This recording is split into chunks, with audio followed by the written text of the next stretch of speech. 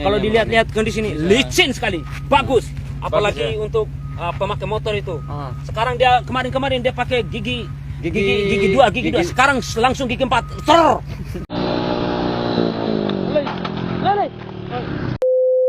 Baik, bismillahirrahmanirrahim. Assalamualaikum warahmatullahi wabarakatuh. Sekarang saya lagi berada di Desa Manggenai ya teman-teman. Ya, kebetulan ada program perbaikan jalan oleh Kepala Desa Manggenai seperti itu. Nah serius ya amalannya ya. Ini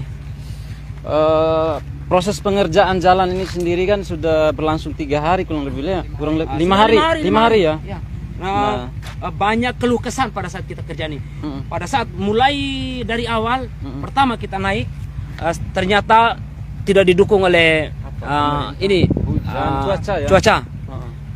Pas kita naik 1 sampai 3 kali trek sudah angkut sertunya, tiba-tiba hujan datang. Nah, di stopan dulu lagi. Takut ada licin, ada itu kan ya keluhan-keluhan dari Pak sopir-sopir juga sehingga di pending sebentar. Besok pagi lagi datang. Alhamdulillah kenyang. Barusan ini selesai makan ya? Enggak makan. Makan pakai vela pada sana Kok proyeknya ini MPK proyeknya ya? MPK proyek. Ya begitulah. Untuk hari kedua dan ketiganya alhamdulillah. Dan hari keempat kemarin seharusnya keempat tapi cuaca tidak mendukung sehingga pending lagi. Ini hari alhamdulillah walaupun mendung rintik-rintik hujan ya terpaksa. Kalau dilihat-lihat kondisi ini licin sekali, bagus. Apalagi untuk pemakai motor itu. Sekarang dia kemarin dia pakai gigi 2. Sekarang langsung gigi 4. Ser. Tidak ada apa-apa nih, sudah bagus ini jalannya nih. Sudah aman. Dan Bapak petani-petani pun sudah merasa senang dengan ini perbaikan jalan ini. Kalau tidak rasa senang, banyak sekali yang ada yang dukung, ada yang tidak. Ada yang bilang, aduh ini bukan sertu ini, waduh ini, astaga kirain lode itu kaki mereka. Ini lode jangankan batu, kepala pun pecah kalau kena.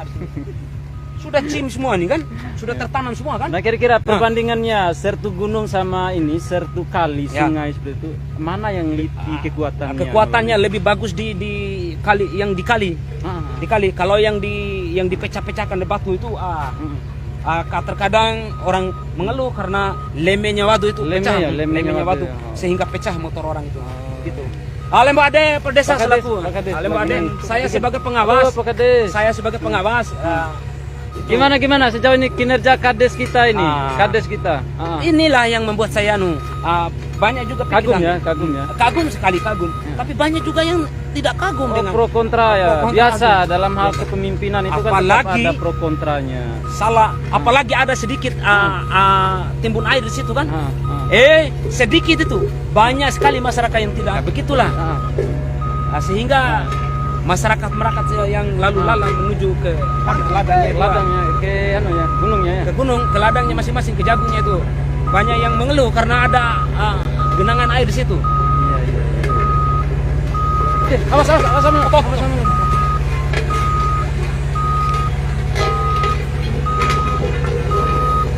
Luar biasa sejauh ini teman-teman.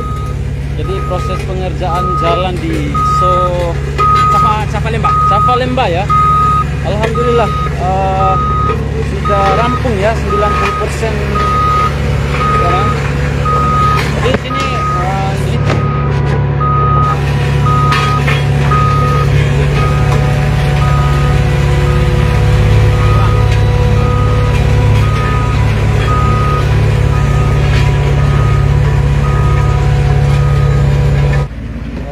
menurut saya kalau pribadi saya sih ya aman-aman saja.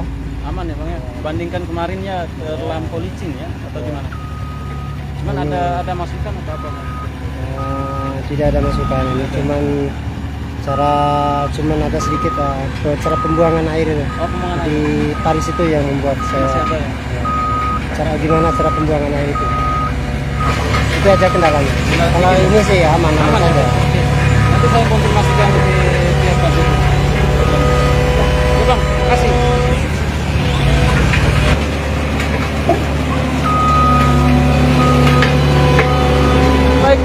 Pak Kades, sedikit ada masukan dari warga, mungkin di sekitaran sana ada sedikit ini pinggiran itu ada yang belum ini parit lah semacam itu. Gimana kelanjutannya? Memang belum ada rencananya untuk parit untuk ke depan ya. Oh, Insya Allah jadi ini untuk tahap berikutnya. Jadi kita mau buat saluran. keterbatasan anggaran. Ya, anggaran hanya 61 juta ya. Dan sudah diselesaikan sekitar 400 ya. 500 meter. 500 meter. 500 meter. Ya, setelah kita lakukan pengukuran terakhir kemarin Nah, 500. kemarin kan katanya 400 ya, tapi ada Ya, penambahan 100 pengembangan. Pengembangan. Dalam anggaran hanya 400 meter dengan anggaran 61 juta ya. Jadi kita tidak menghitung-hitung, tapi bagaimana akses jalan ini kita bisa perbaiki. Kita tidak menggunakan Jadi anggaran itu. bertahap ya, tidak langsung sekaligus ya. Insya Allah coba ndak kita kena dampak dari COVID. Memang tahun ini rencana saya mau anggarkan untuk jalan tani sepanjang 2 kilo lebih. 2 kilo lebih. Kita mau masukkan serta semua dan pasangan kiri kanan untuk saluran.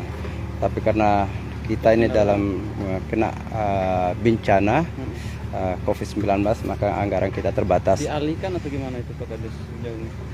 Anggaran ADD-nya gitu. Bukan dialihkan, memang itu 40% dari Perpres 104 kalau tidak salah.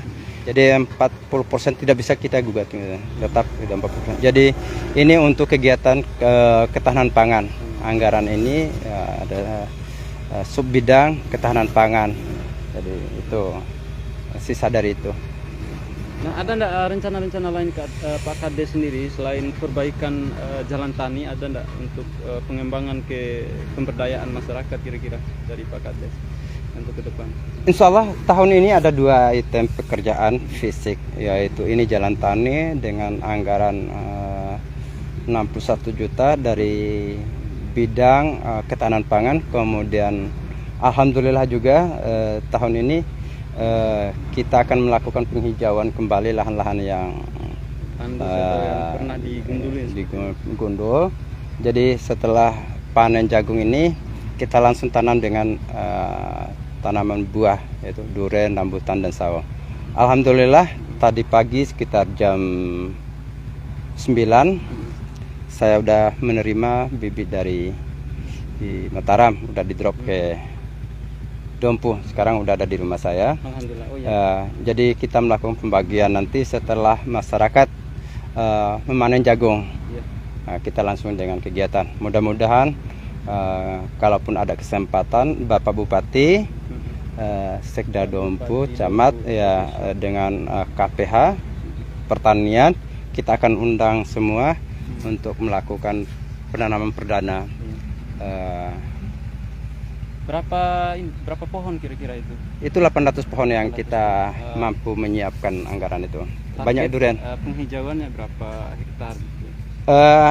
Rencana kita, saya secara teknik nanti kita konsultasi dengan teman-teman di perkebunan.